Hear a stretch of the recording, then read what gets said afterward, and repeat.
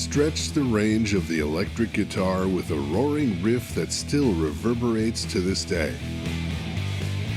His influence resounds in the playing of every guitarist schooled in his licks, and many of his leading disciples have paid tribute to Jimi Hendrix, either by covering his songs or imitating his style. Still, his ventures into uncharted sonic territory remain groundbreaking. With an outrageous personal style, Hendrix is revered as the most important instrumentalist in rock history.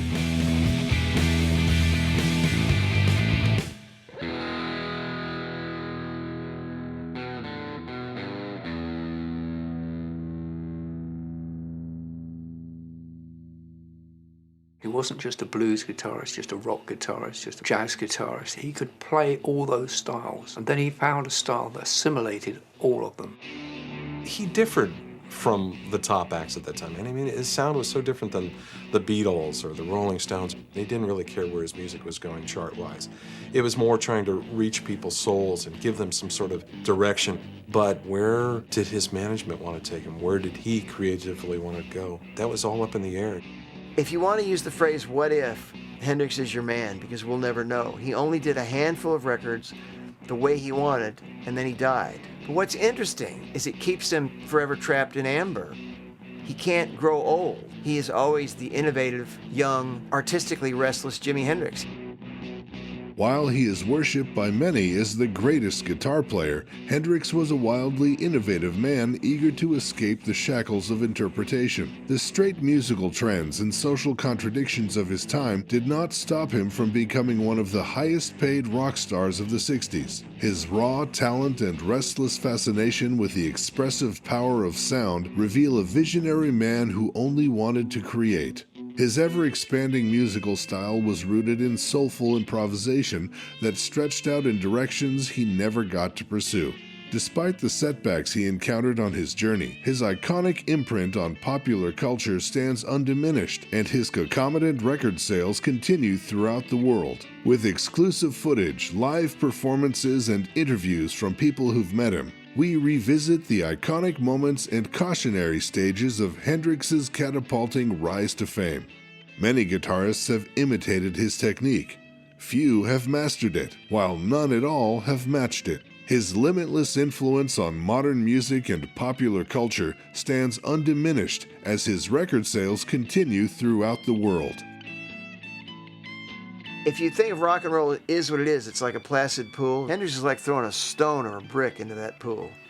Splash, and the waves just keep on rolling out. He was a writer, no question about it. He wrote, but as he played, he was writing. It all came from the head. And he was the kind of musician that carried his guitar around with him like a third arm. He hardly ever didn't have his guitar with him. He would have slept with it if he could. You can almost say there's before Hendrix and after Hendrix in rock and roll. Certainly, before Hendrix, no one took lengthy guitar solos. After Hendrix, there's a period of a good 10 years where lengthy guitar solo and a display of raw virtuosity was considered great. And also Hendrix gave birth to jazz rock, because Hendrix's playing was so out there, was getting so and so far removed from just 4/4 rock and roll with 3 chords, that you'd never have had Larry Coryell's 11th House and the Mahavishnu Orchestra and all these crazy out there bands without Hendrix laying the groundwork before. There was no interbreeding of jazz and rock on such a regular basis, particularly by an electric guitarist before Hendrix. In his short career, Hendrix revolutionized most elements of guitar playing in his quest to expand the limits of rock and express his unique sonic vision. From feedback to reverb to scratching his pick across the strings and using the wah-wah pedal, he used and reinvented the sounds of the guitar in every possible way. His irrepressible genius as an instrumentalist radically redefined the expressive potential and sonic palette of the electric guitar, composing repertoires of songs from hard rockers to mellow ballads. Hendrix changed the face of rock music, becoming one of the most influential and visionary musicians of his era. Jimi's playing was different in mostly one respect. He was able to create on the spot sounds that were appealing to the ear without any sheet music or other to read from. He did what came to his ear and his mind, which was pleasing. Hendrix is really underrated as a songwriter. Some of his stuff is pure poetry, and a lot of it's that psychedelic out there stuff. And there's a reason for this. A lot of it is due to Hendrix's love of science fiction and the abnormal. The weirdest one, which most people don't know about, is he was influenced by cartoons. And if you listen to some of his playing, that's what inspired it. And the best example, if you listen to the instrumental break on All Along the Watchtower, he's imitating the cartoons when the animal's falling off the cliff and it hits a tree branch. It goes blah, blah, blah, blah, blah, blah, blah. That's what he's imitating. And when you think about it, his imagination was boundless long before psychedelics, long before he became a rock star. Learning his trade as a guitarist in rhythm and blues bands and possessing a jazz man's commitment to collective improvisation, Hendrix gave rock music a complete new makeover in the late 1960s. His signature guitar was a right-handed Fender Stratocaster flipped over and restrung for his lefty technique. His dexterous guitar playing and lyrical inventiveness came from a futuristic imagination that was shaped in the magic of his live performances. There's little doubt Jimi Hendrix is recognized today as the greatest guitarist in rock and roll history, with people like Eric Clapton, Jeff Beck, Duane Allman being, at best, a distant second. And I think what sets Hendrix so far apart from those guys is he was influenced by a much wider musical palette. Hendrix isn't strictly a blues rock guy. Yes, what he did sort of defined blues rock playing, and he came out of R&B, and he'd been in bands with Curtis Knight. He backed up Wilson Pickett for a while, but Pickett fired him because he would get bored playing something like one of Wilson Pickett's biggest hits, In the Midnight Hour, lovely standard kind of R&B changes, and Hendrix would get bored, so he'd throw in this crazy solo out of nowhere. When you're Little Richard, when you're Wilson Pickett, when you're the Isley Brothers, and you've had hit records, their audience, when they go see you, want to hear the record as it was. And Hendrix was not like that. He was a brilliant, brilliant risk taker and an improviser, but it eventually would get him fired from these R&B bands. Mid-60s, he had gone through a wide variety of R&B bands. A lot of the problems, and he got fired a lot of the time, was because he had upstaged the main performer, especially Little Richard, who wanted the spotlight on him all the time there. From that point, after getting fired from Little Richard's band, Jimmy got some notoriety, and one of rock and roll's greatest bass players, Chas Chandler of the Animals, came through one day and heard about him. Came in and sat at this club, and the first time he saw Jimmy play, he had a milkshake in front of him. And here comes Hendrix blaring away, amps way up to the top, and he spills this milkshake all over him. He couldn't believe that nobody had signed this guy up before. He knew that you had to make people pay attention to what you were doing through publicity, through performance on stage. He wanted to get people to notice him. When Chas Chandler came into Cafe Wah in about April of '66, he was saying what Jimmy did stood out the most. He did a lot of things that were called, in the white show business world, showboating, that is showing off. But in the R&B world, I mean, Albert Collins had a 80-foot guitar lead, so Albert Collins could wind his way through the crowd. T-Bone Walker played the electric guitar behind his head, you know, with the back of the guitar facing the audience and the strings facing that way, and could play along with the band, taking a solo, not just hitting chords. But the white world had never seen it. And Chas Chandler made a great point talking to me one day when I asked him about why did you just take Hendrix? He said, well, it's a bit like Elvis. He said, Elvis was really sexy on stage, but a really polite guy off stage, a sweet southern boy. He said, same thing with Hendrix. He said, when I saw Hendrix and spoke to him afterwards, he was a wild guy on stage with these wonderful moves, but off stage he was, yeah, sure. Oh, you know Eric Clapton? Hey, you were in the Animals? Oh my God, you ever meet the Beatles? And he said, I was struck how polite and nice Hendrix was. And he realized, I could be this guy's manager, take him to England and make him something. Jimmy knew that a life as a backup musician offered him no challenge nor opportunity, and when he was offered the chance to relaunch his career as a pop rock sensation in the UK, he embarked for England. With nothing but his Fender Stratocaster, Jimmy landed in London, the pop universe where some of his favorite guitar heroes were leaving their own mark on rock and roll blues. It was time for his spot-stealing antics to make an electrifying return. Chas Chandler had something like a dozen basses, mostly Fender electric basses, because he was the bass player of the Animals. And he sold them to get the Jimi Hendrix experience going. And he says, we got to make a splash. So we're going to play all these places like the Bag of Nails, Speakeasy. We're going to play these clubs. Hendrix said, can you invite Eric Clapton? He says, I'm going to invite all of them down. One of the advantages Hendrix had when he came to the UK, and I think Chas Chandler was a very wise man to bring him here, and probably knew this, is because Hendrix is African American, he's already hip to guys like Clapton and Beck and the Rolling Stones. First times he had a chance to play for the English audience was with the Cream, and the Cream were just getting started out. Of course, Eric Clapton on lead guitar. And nobody had ever jammed with him before. I mean, it was just like, who is Jimi Hendrix and why does he want to jam with us? There was a implicit understanding between Chas and Clapton that Jimmy could go up and jam with Clapton on stage. Clapton had only heard about him, never heard him play. And sure enough, the point of the gig came when Cream invited him on stage to join them. And Jimmy went up on stage and did Killing Floor, which was one of the most difficult numbers in Clapton's repertoire, something he hadn't properly conquered. Jimmy came up, started playing it, and wiped the face of the earth with it. Clapton quit after about 60 seconds into the song and just walked off stage. And Chas, who was standing next to me in the audience, turned to me and said, "Oh my God, we've upset him." So Chas then went backstage. And he told me about this later. He said, I went backstage, saw Eric. Eric was sitting on a case smoking a cigarette. And Chas said, "Are you okay, Eric?" Eric said, "You didn't tell me he was that bloody good, did you? Does he play anything else?" Chas said, "Oh yeah." Within weeks of his arrival, Hendrix ignited the London scene with his exotic charm and gritty guitar playing. It wasn't just a musical thing. Yes, it was chiefly that he was a dynamite guitar player, but they hadn't heard his songs yet. And what they had seen is he looked terrific. Archetypal rock star, dignified, wise-looking African-American dude. Not a no-nonsense kind of guy, but a warm guy. And then sexy. And he had the whole package right there. And he was already wearing his version of the psychedelic clothing of the day. So you had the two things, the dynamite guitar playing and the visual thing of his stage act and the way he performed, the way he dressed, the way he looked. So with just those two things, Chas Chandler got him off the ground as an act in the UK. Chas encouraged him to perform on stage and do these little tricks, one of which was a suggestion of mine. And Chas and I were sitting backstage, and Chas said, "We got all the press in tonight.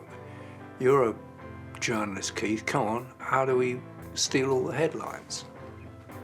And I said, "Well, can't keep smashing a guitar. People are going to get wise to the fact it's just a repetition of what the Who are doing.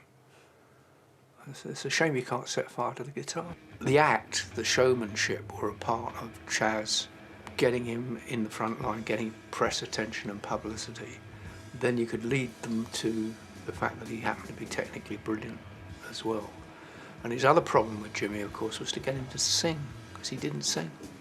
And that's how he got him to kind of front the Jimi Hendrix experience, as it were. Chandler teamed Jimi Hendrix with Mitch Mitchell and Noel Redding, forming the Jimi Hendrix Experience. Chandler had them record Hey Joe, the song he heard Hendrix play the first time he met him in Café Wah. The chemistry between them as band members later helped Hendrix. The plan quickly gained a lot of traction, catapulting Hendrix into the spotlight. Hey Joe spent 10 weeks on the UK charts, topping out at number 6 in early 1967. I'm going out and shoot my old lady. You know, I'm gonna mess around with another man.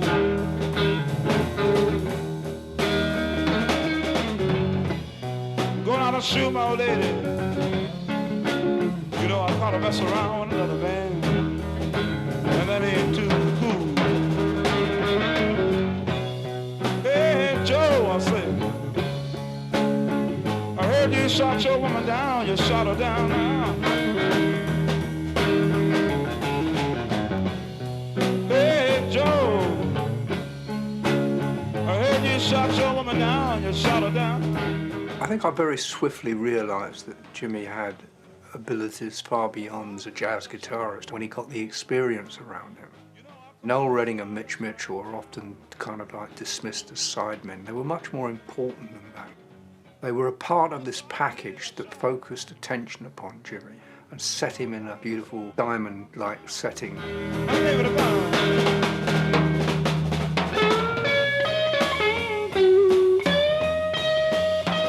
Chas was quite instrumental in this as well, because he knew that if you went to America as a black artist launched from England, you were not going to get plays on certain radio stations in the 1960s because they had this racial policy of only playing black music on black stations, white music on white stations. But he was clever, because he realised if he's got two white men on that stage with him and him, they can't make out that he's just a black artist. It was a part of the plan, it wasn't just a coincidence. Where you gonna run to now? Where you gonna go?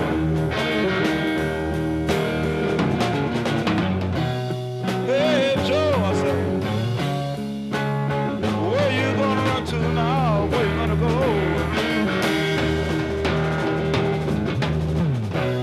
I'm going way down south,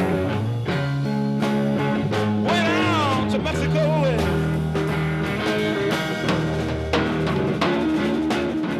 Hey Joe, by everybody else, is a fast song. Hendrix slowed it down into a blues, but it was just a starting point. I mean, while it's a blues and it's moody and it's great, and a lot of people learn to play it on the guitar because it's a fairly easy chord structure, it was just a very small signpost or warning of what was to come. Very small. The success inspired them to head back to the studio, where they made what is now one of the most groundbreaking rock albums of all time. Are You Experienced, a one-of-a-kind psychedelic compilation with tracks like The Wind Cries Mary, Purple Haze, marked by apocalyptic riffs with lavish sound effects and brazen guitar playing. So the first album that came out was Are You Experienced? A mind-boggling record. No one had heard anything like this before. We'd already had some psychedelia with Cream and the Yardbirds, and we're hinting at what's coming on in rock and roll music, but this took it a whole step and a half further. Are You Experienced was a groundbreaking record. During Are You Experienced, with a newspaper up, suddenly Jimmy would play something in the studio. Just would go, what was that? Play that again. Jimmy would go back over it and play it. That's fantastic. Use that, let's do that. Quite often Jimmy had plagiarized it from somewhere, but then all musicians do that. But he then adapted it to his own particular style. But there were bits and pieces that he took everywhere. He really was a musical magpie. Everybody wanted to play guitar by '67, and a lot of it was because of Hendrix. And more guys and girls knew how to play Purple Haze. I have heard that more times at jam sessions, in school hallways, after school, and at concerts in the late '60s, early '70s than I ever want to hear again. That, I know Hendrix would blanch at that, but that dun, dun, it's just an octave. E, E, E, E. That's his most famous riff. Overnight, the Jimi Hendrix Experience became one of the most popular and highest-grossing touring acts in the world. Acts like Jimi Hendrix were so different that when he came on the scene, he just exploded. I mean, everybody went crazy. I went crazy. He was so new and different, and he was so magnetic on stage. I mean, he just controlled the audience. And it was an exciting time. He differed from the top acts at that time. And I mean, his sound was so different than the Beatles or the Rolling Stones or something like that. And plus, I think being an African American in both the American audience and the English audience was a plus in his favor. I mean, there weren't any African American guitar players at that time playing rock and roll to a white audience and getting the respect and appreciation that he did, you know? I think it was just a wild ride around the world, non-stop meeting people, meeting groupies, and having a blast. Axis Bold as Love was the Experience's second album, an instant hit that would lodge itself in the charts for yet another lengthy stay. Axis Bold as Love had a great variety of songs on it. I mean, you'd have a bit of R&B going to jazz influences by Mose Allison, and of course the occasional freak-out song coming in here and there. I think by the time Jimmy arrived at Axis Bold as Love, his second album, he was beginning to fulfill himself. He was beginning to please himself more, and he was taking more initiative away from Chaz and the studio. There were some beautiful melodies in there. I mean, Hendrix touched on his influences from Curtis Mayfield, like with Little Wing there, that great falsetto voice of him trying to imitate Curtis there. It's a crazy, out there album. It had a terrific song on it called If 6 Was 9, which Peter Fonda pulled off the album to be on the soundtrack of Easy Rider, which was the first rock movie where someone thought, I can't afford a soundtrack, so I'll just put my record collection to the music. And when the Easy Rider soundtrack sold several million copies, not just because of the popularity of the movie, but because people loved the compilation that Peter Fonda did, he got a nice check for If 6 Was 9 because it was not only on a hit record called Axis Bold as Love, it was on this marvelous Easy Rider soundcheck, so he got some big bucks from that. By 1968, Hendrix had taken greater control over the direction of his music with his double album, Electric Ladyland. He spent time in his recording studio, Electric Lady Studios, in New York City, pushing the potential of the consoles in the studio with each turn of a knob or flick of the switch, bringing clarity to his vision. I remember talking to him briefly on the phone once in New York. I said, how's the recording going, Jimmy? He said, oh, well, you know me. He said, it's the time factor. He said, I was in a cab yesterday and 3 months ago, in a cab 3 months ago, and this guy said to me, he recognized me and said, what are you doing, Jimmy? And I said, I'm recording my own studio in Electric Ladyland. And he said, oh, really? I'm a drummer. Jimmy, oh, God, yeah. Oh, really? Yeah. And he said he sold me this whole sob story about how he was out of work and kids needed help and support and he didn't have any money. So I invited him to come along and jam with me in the studio. It took me 3 weeks to get rid of him. Couldn't get him out of the studio. In the UK, it initially came out with a lot of naked women on the cover. When I say naked, I mean topless. You know, it wasn't totally vulgar. And it's just a classic. Electric Ladyland is, of course, though, the one where the psychedelic bag that Hendrix has been in is starting to break.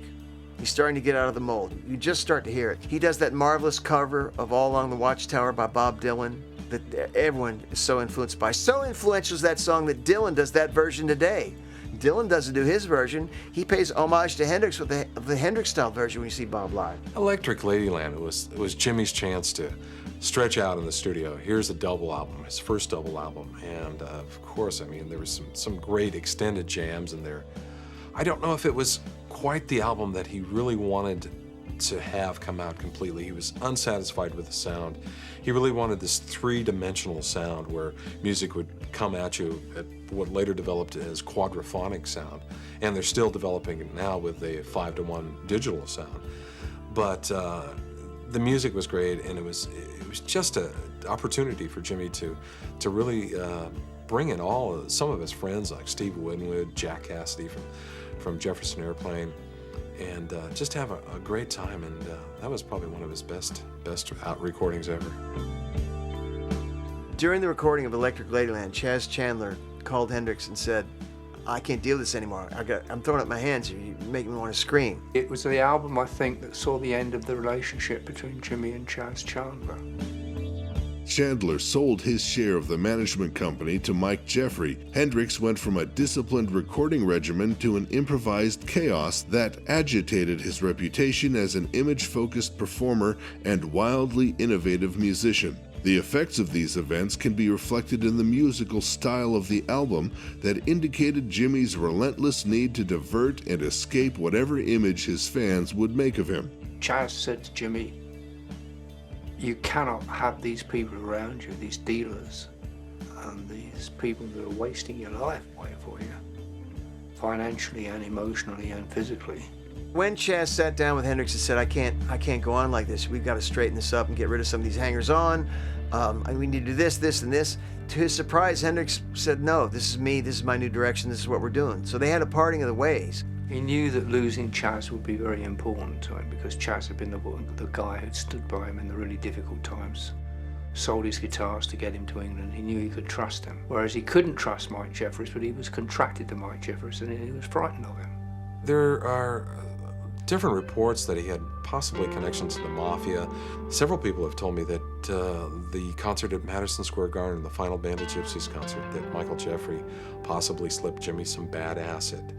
He played 3 songs, actually kind of had a problem with a heckler in the audience, you know, and just that 3rd song just collapsed, dissolved. I mean, there was at one point, Jimmy was kidnapped in America. Mike Jeffries mysteriously found him and had him rescued.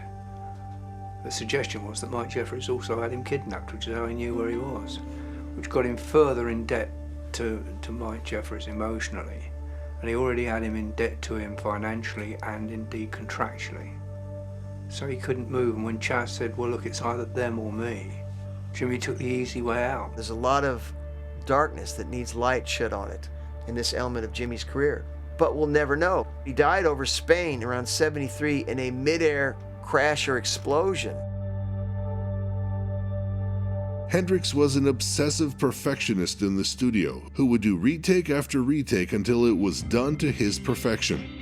He pushed the potential of the amplifier as a musical instrument both in the recording studio and on stage. I mean, the primary thing about Jimi Hendrix and the way that he changed popular music was that he was a guitarist the like of which nobody had heard before.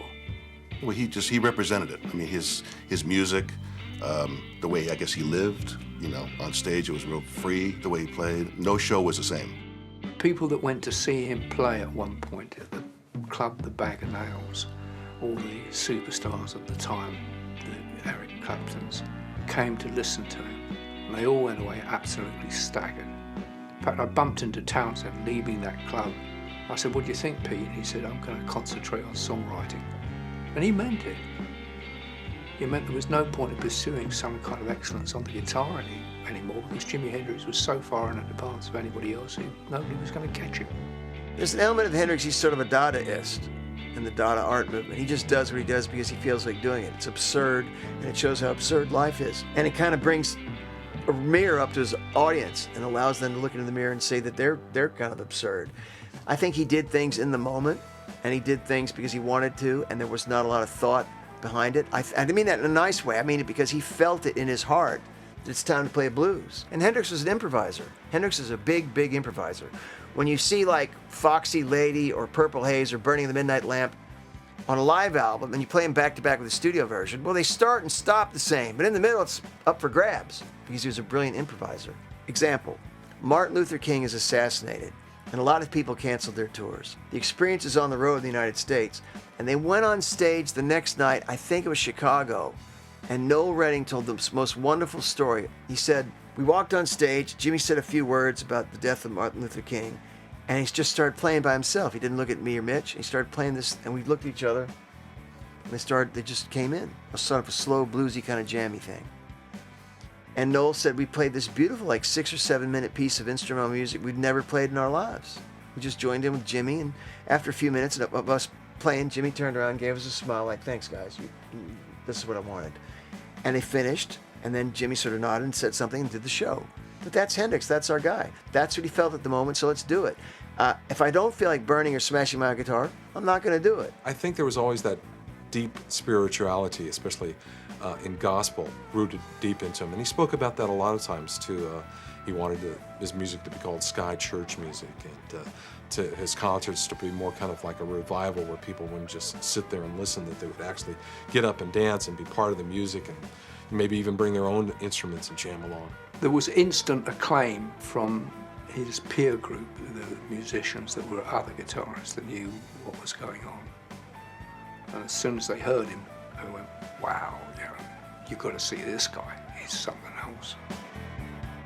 I remember going to see Sting, who was another of my clients as a PR later on, in Perugia, doing a jazz concert. And he adopted and played Little Wing. He was a great Jimi Hendrix fan, Sting. And I sat in the sound check, and they did this number on stage, and I thought, oh, here we go. Somebody's going to try and be Jimi Hendrix. And the guitarist that he had on stage was doing a fantastic job. I thought, where the hell has he found him from? He's amazing. He sounds just like Jimmy, Then I realized he got another guitarist on stage. It took 2 guitars to replace Jimi Hendrix. But with becoming the highest-earning rock musician of the 60s came a gradual loss of control. To cope with the pressures of touring and the overwhelming power of fame, Hendrix started to rely on drugs and alcohol. His onstage guitar theatrics and offstage mystique only made his reputation larger and his fans more ardent. You've got to understand, it was different times. It was a lot less sober times than they are today. And kids like myself would experiment with different things. I mean, pot was everywhere. LSD in the 60s and the flower days with Haight-Ashbury was everywhere. And at the beginning, it was a great thing. It was just a great way to experiment and expand on your music. Unfortunately, that initial interest started to fade out, and harder drugs came on the scene, And I think there was a little bit more of an edge that came on the music in '68 and especially '69.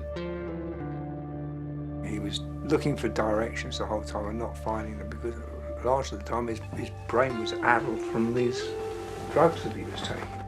Being associated with coming across the border with heroin in your flight bag put a different image on him and his fans, although I would say probably the hardcore fans maybe were a lot more forgiving on that. But, you know, heroin wasn't the drug at the time.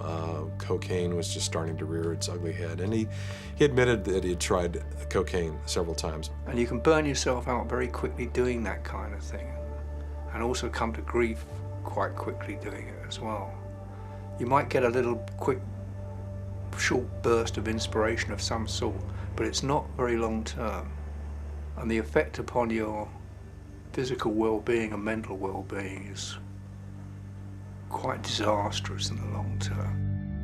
Despite the success of his records and numerous tours, Hendrix's personal life was fragile. He was constantly surrounded by individuals who craved for a piece of his success, draining him mentally and physically. The things he would have to endure as one of the highest paid rock acts of the late 1960s would soon take their toll.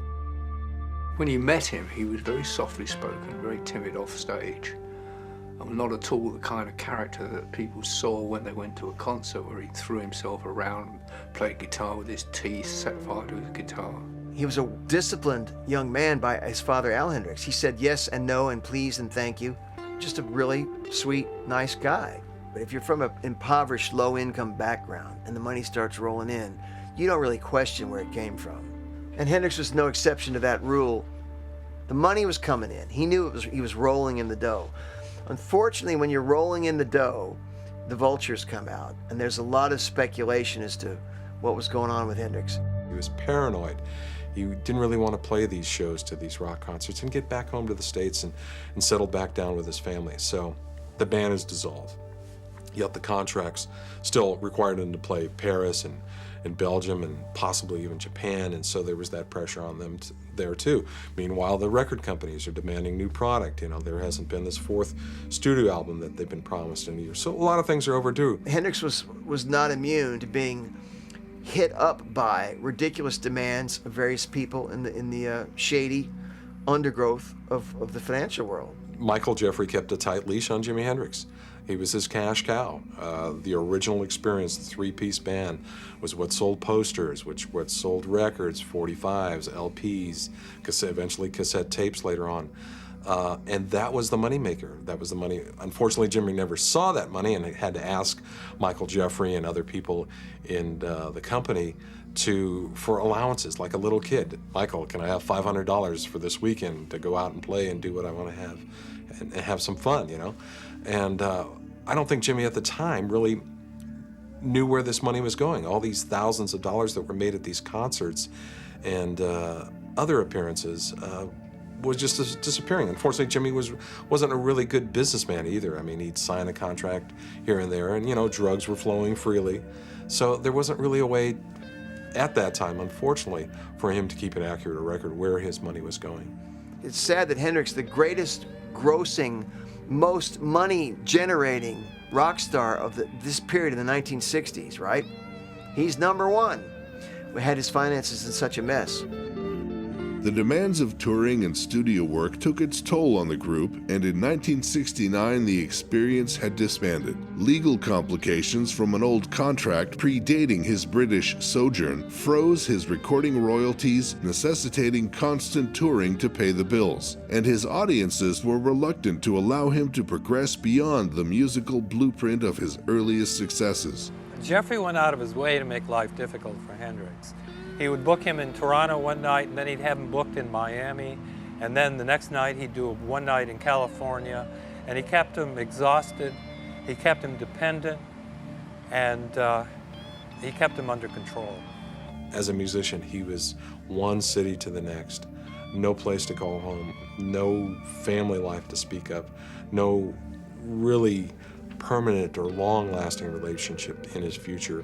Hendrix, while he's a unique figure in rock music, does have certain things in his background and his history which are common throughout the history of rock and roll. I mean, he had an unstable family home. He was more interested in the art than keeping the ledger and the book straight, so he didn't really know what was going on financially in his own career. And these are common things in rock and roll and pop music. People focus on the music and they're enjoying all the attention and the adulation, and there's the opposite sex is interested in them, and the press says they're a guru or a god or both. Hendrix is typical of that.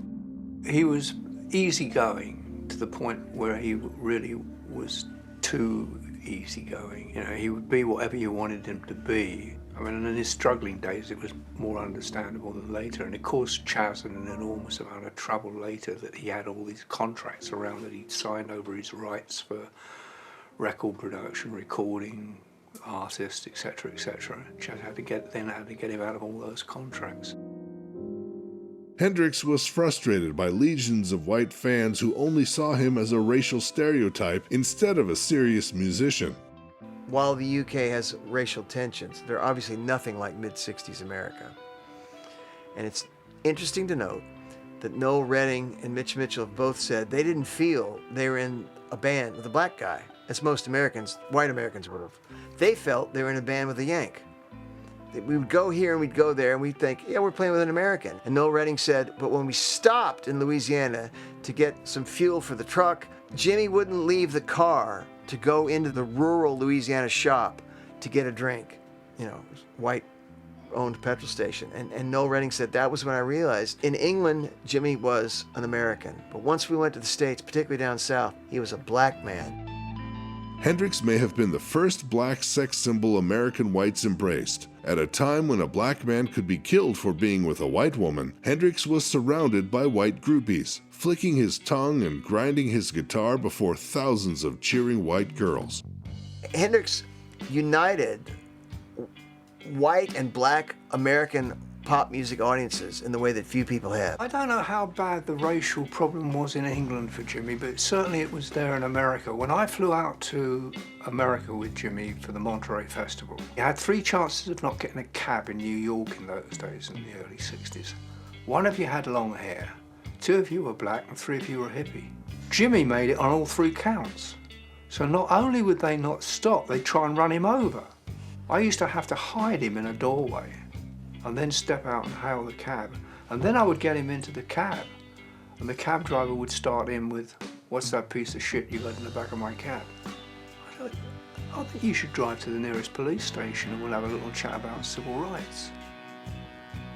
Don't you tell me what I can do and what I can't do in my own cab. Right? Jimmy, meanwhile, was pulling me out of the cab by my arm. I want to have a go at this guy. And he gets me out on the pavement and the cab shoots off. He said, "Keith, do me a favour. Don't do me any favours. I've been taking this shit all my life. I know how to cope with it. You don't. Did you see his gun? No, I did. Just leave it to me. The next time we come back here, they'll be begging for my autograph." And they were. After 67, you basically went to see white guys play, or you went and saw black guys play. It split. Hendrix brought that back together. The African-American audience embraced him because he was so crazy and out there and so obviously African in his musical taste. He'd heard Ornette Coleman. He'd heard John Coltrane. You could hear it in his music. They heard it in his music. But he also had that 4/4 rock and roll thing, and the white community was there as well. Hendrix's growing popularity saw him headline the Woodstock Music Festival on August 18, 1969. Jimmy joined forces with an eclectic ensemble called Gypsy Sun and Rainbows. A combination of unfortunate events delayed his appearance, and many fans had left the festival before he even came on stage. Despite this, Hendrix delivered a historic performance of the Star-Spangled Banner that was somewhat controversial as the Vietnam War was underway, and as a result, it was interpreted by some as a political gesture. Hendrix summoned the sounds of falling rockets and bursting bombs from his guitar. By 68, 69, especially after his appearance at the Woodstock, which is probably the apogee, of his career, it's become a kind of icon, in rock and roll history. He was really ready to become the #1, rock act in the United States. In 68 and 69, there were a lot of protests in the streets, and there was a lot of interest in Hendrix joining in a lot of political events and peace rallies and things like that. And at that point, I think that was the tipping point, the shifting part where Hendrix started to realize that, well, it's not so much the quick AM pop tunes that interest him anymore, and he didn't really care where his music was going chart-wise. It was more trying to reach people's souls and give them some sort of direction and information in the music that he was more interested in. Because of Hendrix's fame, a number of people like Malcolm X here in the UK went to him and wanted him to become more involved in a pro-Black Britain cause or causes. And a lot of these people become, through their music and their iconic status as a musician or a countercultural figure, sort of political heroes. But Hendrix was it's important to know this, Hendrix was a political conservative. He was not a rabid Molotov cocktail throwing Marxist. Backstage here in London, I've had a few people heard this story, told me this. People talking about the Vietnam War and the tragedy of Vietnam, and Hendrix jumped up because he was in the 101st Paratroopers who were fighting in Vietnam at the time. He'd been in that very unit 4 or 5 years earlier. He jumped up and said, if Vietnam falls to the commies, well, then the rest of Southeast Asia is going to go communist, which is, of course, the domino theory, which is why America got involved in Vietnam. Hendrix believed in the domino theory. He was no rabid left-wing Marxist, and it's ridiculous to say that he was. He was not. A lot of people, when you become an iconic figure in rock and roll, a lot of people put things upon you. I think an awful lot of things were read into Jimmy's music which were not necessarily his intentions. But like many other artists of that period, like Bob Dylan and things, they were mirrors. You know, they didn't set trends, they saw trends and mirrored that trend back to the people who they were playing to. And I don't think that it was his intention ever to interfere with people's belief systems. But other people read into his music and into his lyrics quite often an idealism that was not actually there. The Black Panther movement tried to get hold of him at great length. And he did do a little kind of like surreptitious work for him, but his heart wasn't in it. He wasn't really a political animal at all.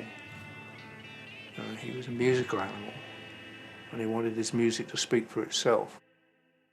Hendrix formed an all-black group, Band of Gypsies, with Cox and drummer Buddy Miles intending to accentuate the African-American dimension in his music. The trio made its debut on the 31st of December 1969, but its potential was marred by Miles' flat, pedestrian drumming and unimaginative compositions. Part of the set was issued as Band of Gypsies, but despite the inclusion of the exceptional Machine Gun, this inconsistent album was only released to appease former manager Chalpin, who acquired the rights in part settlement of a miserly early contract. Jimmy eventually went to all his mates and the perhaps better musicians for the Band of Gypsies, but he would never have got that band off the ground if he'd have started with that in the way that he did with The Experience.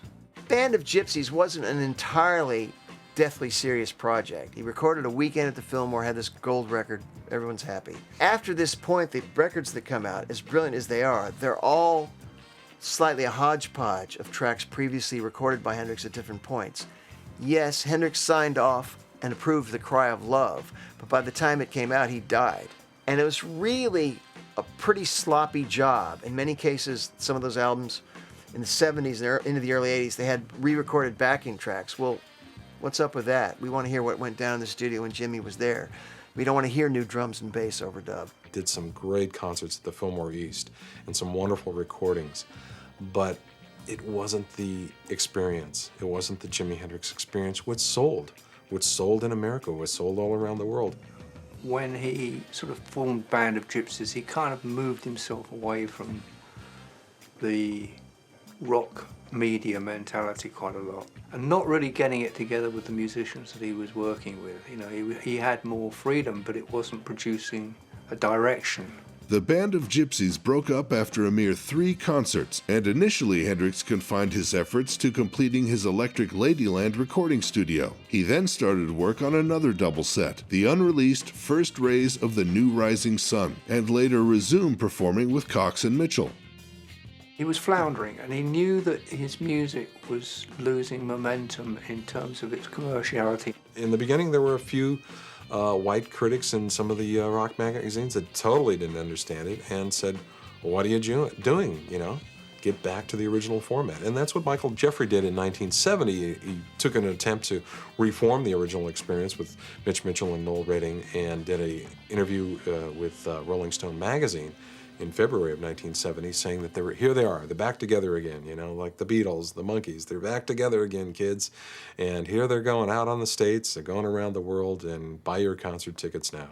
Jimmy's final stage performance was at the Isle of Firmen Festival in Germany, where a riot atmosphere exploded. The mob ruled and the Germans robbed the box office. Jimmy and his band fled in terror. Jimmy, Mitch, and Noel were smuggled out of the venue that was crushed by a mob of fans. His final concerts were largely frustrating, as the aims of the artist and the expectations of his audience grew increasingly separate.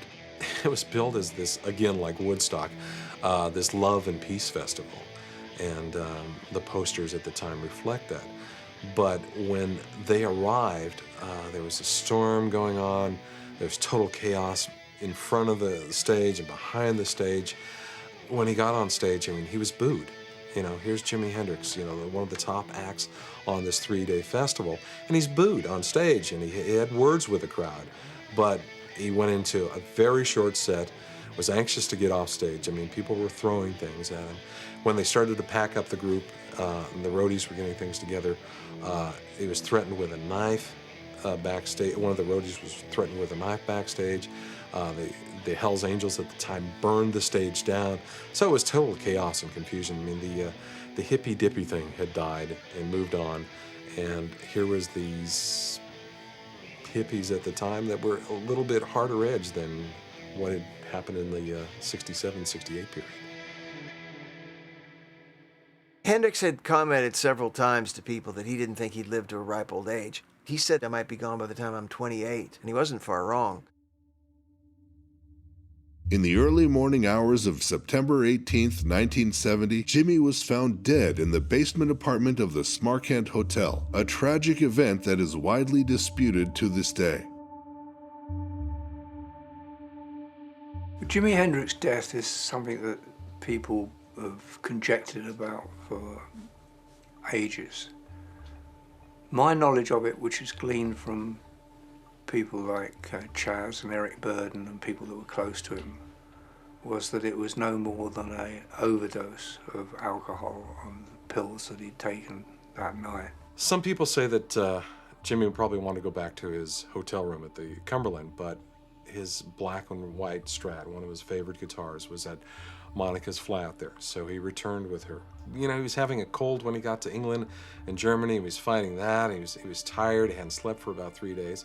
So he asked her if he could have one of her sleeping pills. And she was a ice skater at the time, and she had suffered some leg injuries. And so she had these this German brand of pills called Vesperex, which I believe had to be broken into quarters. And she gave Jimmy a pill. She thought he had just taken one pill.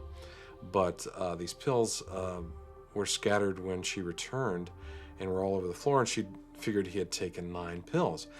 Now, there are a lot of conflicting reports. Monica's version of the story was that at about 10 o'clock in the morning, she got up out of sleep, was hungry, went to go get some breakfast, get a pack of cigarettes, and came back and noticed that Jimmy had been sick, that he'd vomited a little bit. There was a little bit of vomit by the side of his mouth, but really thought nothing of it. But after further observations, said, maybe I should call a doctor, Jimmy's doctor. She started looking in his phone book and tried to find the doctor, couldn't find the doctor. Further panic continued. She called Eric Burden, who was in town. Jimmy had just jammed with their new band called War. Called up Eric, reached his girlfriend, wife at the time, Alvina, and said, what do I do? What do I do? Should I call the doctor? If I call the doctor, the ambulance will show up, the press will show up, and Jimmy wouldn't want this at all. And panicked and hung up again. By this time, the second time she had called back, Eric was a little bit more awake and told her to, if there's anything illegal in the apartment, take it in the back, dump it, bury it, get rid of it right away, but call the ambulance right now. And she says she called the ambulance at about maybe quarter after 11. They showed up at about 11:27, 11:30. On the way to the hospital, according to Monica, the ambulance, the paramedics strapped Jimmy in an uncomfortable position where he choked on the way to the hospital and died at the hospital. However, in 1991, Dee Mitchell, Mitch Mitchell's wife, and Kathy Etchingham, his friend and lover for so many years, started an investigation. At about 5 o'clock, they determined that Hendrix had died. Jimi Hendrix had died at 5 o'clock, not on the way to the hospital. When the paramedics arrived at his apartment, they found him matted with vomit and red wine everywhere. And there was nobody else in the apartment. Monica wasn't there. She said she was there and accompanied Jimmy to the hospital. She wasn't there. When he arrived at the hospital, the doctor tried to revive him, tried to get rid of some of this vomit that he had obviously choked on, though. It was blocking his lungs and everything like that at the time. And he didn't realize who he was at first, but then later was told this was Jimi Hendrix. And they checked his pulse, tried to revive him. He had been dead, and probably had been dead for maybe close to 5 hours before an ambulance was called. And we will never know an actual, minute-by-minute accounting of what happened then. Now, you may be able to say, with complete accuracy, Jimi Hendrix made a speech in 1969 and 1970 that was pro the Black Panthers, and therefore was a threat to the government. But I can assure you that unlike today, he could have made that speech several times and word wouldn't have gotten out. And there are those that say a Hendrix or a John Lennon was bumped off by the authority figures of the United States or the United States government or the CIA. And I don't believe that for a second any more than I believe the mafia would bump off a guy like Jimi Hendrix. It's like bumping off Frank Sinatra. I mean, you're killing the cash cow. If there was a conspiracy surrounding his death, I think it was only that which was engendered by the fact that people who were anxious to protect his image had cleaned up the flat, taken out any suspicious substances. The rest of it, I think, is a nonsense. The tales of CIA conspiracies and people that wanted him dead, I think it's just a nonsense. He was just another victim of a drug overdose. I want to believe that it was accidental. I mean, I don't think it was suicide. From the people I interviewed at the time, Chaz Chandler and everybody, he said he was so positive and wanted to do this. I mean, yeah, there were some difficulties at the time, but I don't know. I tend to believe that he wanted to go back to New York, get his tapes, work with Chaz Chandler, finish this final album, and take care of these paternity suits, get out of his contract with Michael Jeffrey, and move on. Take this music to a newer height. Dying so suddenly also meant that he left behind a large stockpile of works in progress that were eventually edited and completed by others. Scores of Jimi Hendrix were released posthumously, most of which Hendrix would have completely disavowed. Now, since he's died, there's been a multiplicity of reissues of Jimi Hendrix music. Some of those haven't been very good, but that's the chroniclers, the reissue chiefs of his career. That's their fault, not his fault. Everything he did in his life is valid. And I think it's allowed him to be the sort of James Dean syndrome of James Dean made 3 major Hollywood films. Each one's a classic. He never made a bad film. Hendrix will never be associated with a bad movement or a bad record. Since his death, over 2 million records of his music have been sold yearly. The Experience Hendrix Company has made more than $44 million from recordings and merchandising. It's only been the last 15 or so years that the Hendrix family has really gotten on top of the situation and cleaned up the tracks and released them as we hope and think Hendrix wanted them to come out. Al Hendrix took the family together and they said, we've got a name here, we're going to build up this brand, we're going to get some fancy pants lawyers and sort all these problems out, we're going to get all these contracts sorted out, we're either going to pay this guy his percentage or we're going to pay him off against future royalty earnings and get it together.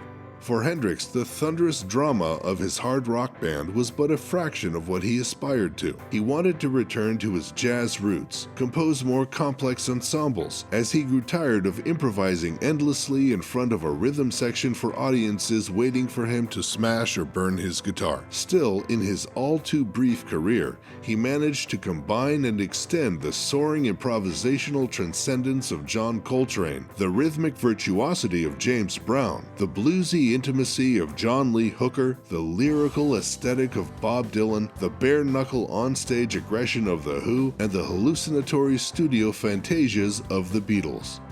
His music evolved, although fans and managers weren't catching up to where Jimmy was going.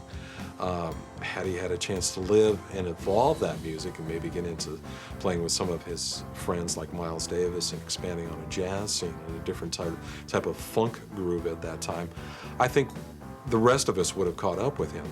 But he was at that range where, you know, it was either going to fall apart or it was going to evolve into something entirely different. I think Jimmy sensed that maybe there was too much philosophical intent going on in a lot of rock music at that time, particularly in America. And I think he thought that he should get back to simplicity and just be a musician and appeal to the emotions more rather than looking for something outside your own sphere of activity. Towards the end of his life, as he leaves the psychedelic bag, and really the rock world, he's jamming with, you know, jazz players, and he played with Miles Davis, and he had people back to Electric Ladyland that played vibes or saxophone. I mean, I don't think Hendrix would have stayed with 4/4 rock and roll at all. And that's one of the reasons he's considered so important today, so groundbreaking today. And Hendrix is always going to stand out from his contemporaries. He's forever young. His uncanny musical abilities are without question, and despite his lack of musical training, Hendrix's sense of melody and composition transcended all boundaries and solidifies his mark as one of the most influential artists of the 20th century. As a gifted musician, Jimmy pioneered an all-embracing musical exposure that went beyond all known genre barriers. As a relentless artist, his boundless imagination blended experimental sounds with poetic lyrics and an electro-musical spirituality. The enormous legacy Jimi Hendrix left behind suggests that perhaps 4 years are long enough to redefine the history of music forever, giving it a soulful sound that is kept forever trapped in amber.